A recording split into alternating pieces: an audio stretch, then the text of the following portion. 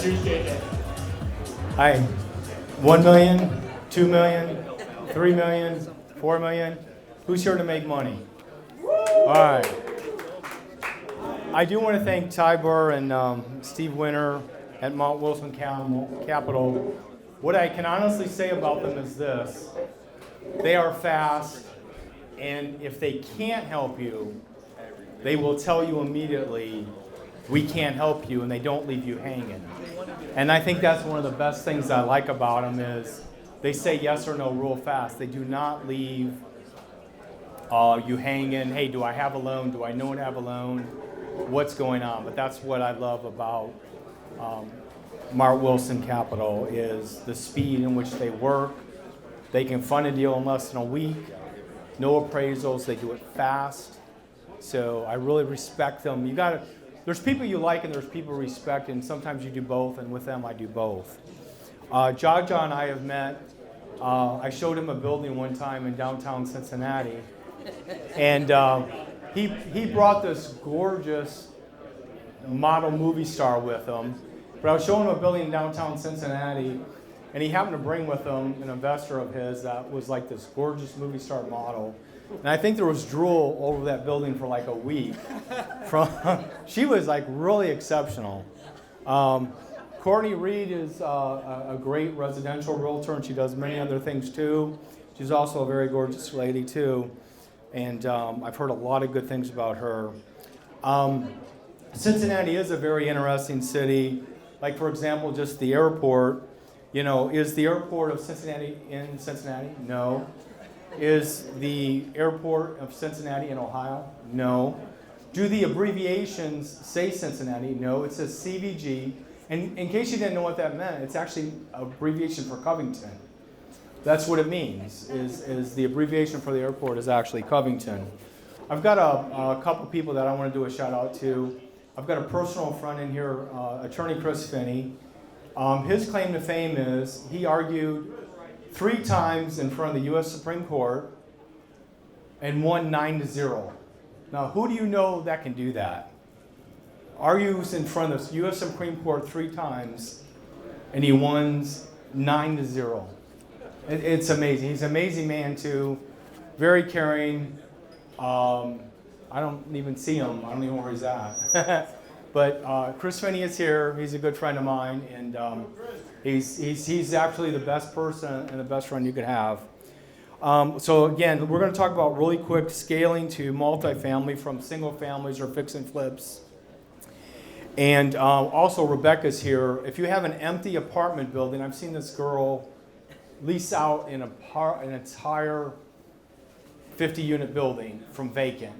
So if you've done all the right things and you need to fill a building, Rebecca here is wonderful in that she can fill it up fast and with good tenants.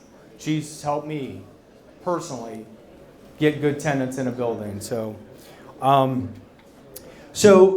single families are interesting. Like I said, I own a bunch in Elmwood Place, and but they are scattered.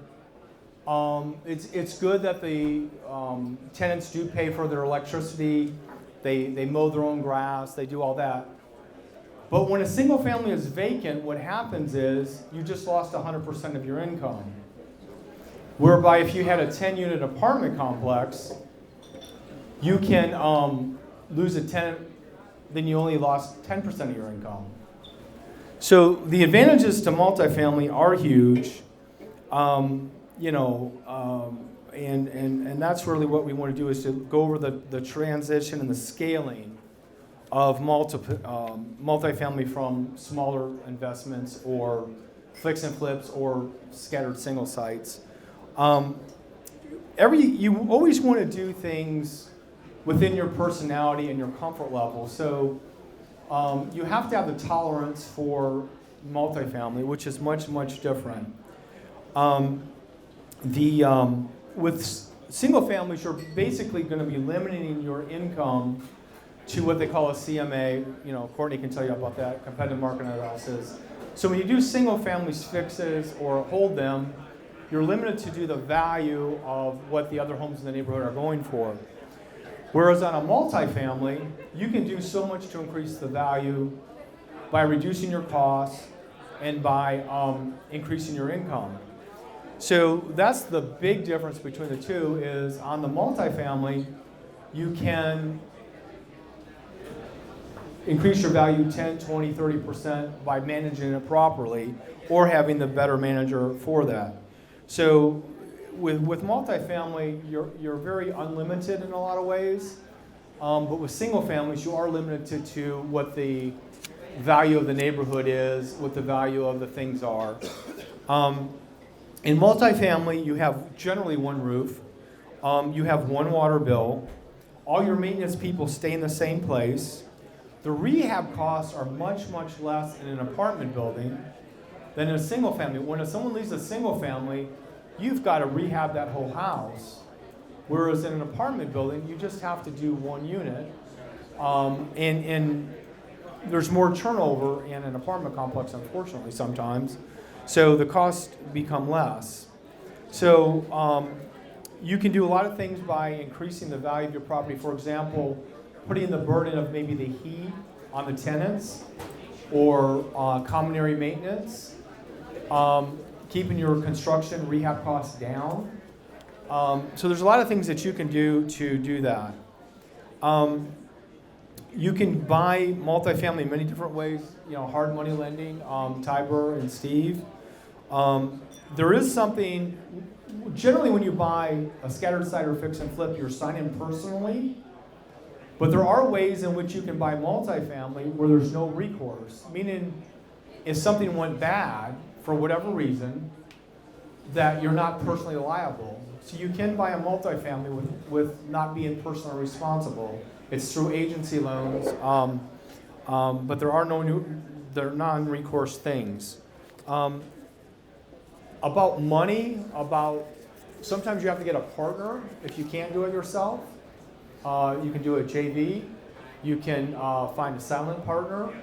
So there's lots of different ways that you can invest in if you don't have the money, because generally you're going to put down 20, 25% on multifamily, and generally. So when you're buying real estate as a whole, whether it be scattered sites or multifamily, do not put in blind offers. I get about 30 blind offers a week. It's a huge waste of time. Unless there's proof that they're able to buy, you want to know as the seller, or if you're representing the seller, is this person can buy. So besides sending a blind letter of intent, you can put a real estate bio together, which says, this is who I am, this is who my partners are, this is how much money we have, this is what we've owned, this is what we do own. Takes a couple minutes to put one together, but that will make your offer go a long way. When I get the special deals that I get, I take those special deals to people that I know that are going to close and that have the money. So when you get a blind offer, it means nothing. You need to know who the buyer is. Are they ready, willing, and able to buy it? And that's very, very important. But putting in blind offers, unless they know who you are, it's a waste of time.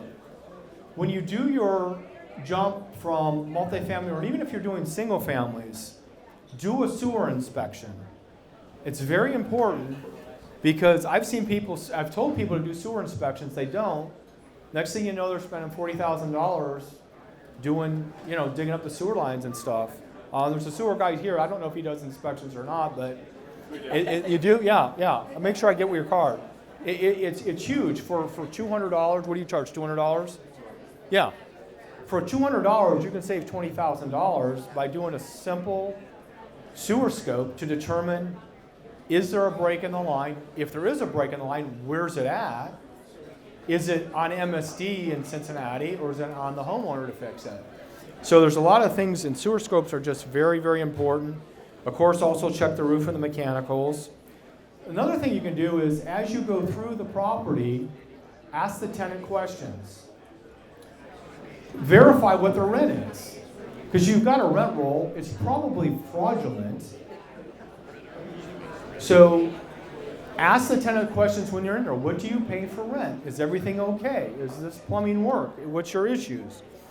Tenants will be honest, too honest sometimes, and they'll go around and point everything that's wrong with the place. Tell you about drug deals on the side lot, everything. The other very important thing in real estate is, and people don't tell you this, but I'm going to tell you this. I met an investor named Steve for coffee one time, and he had about 75 doors. And he goes, JJ, I just hired a new property manager. I go, who is it? He goes, it's Jessica. And I go, Jessica? And I said her last name. He goes, yeah. I go, do you know she's a heroin addict?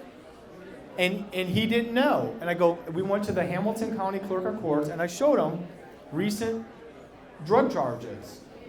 And I go, do you vet your tenants, Steve, when you get a tenant? He goes, yeah, I have them do software. I go, why didn't you vet this property manager and get a copy of her license, go to at least to the county site, and go to Hamilton County Clerk of Courts, and you can see basically what someone's all about. There's also an app called Forewarn that you put in their phone number, and it will tell you nationwide this person did, what kind of car they drive, where they live. And I use that to vet when people give me these blind offers. I put in their phone number and I see what kind of car they drive.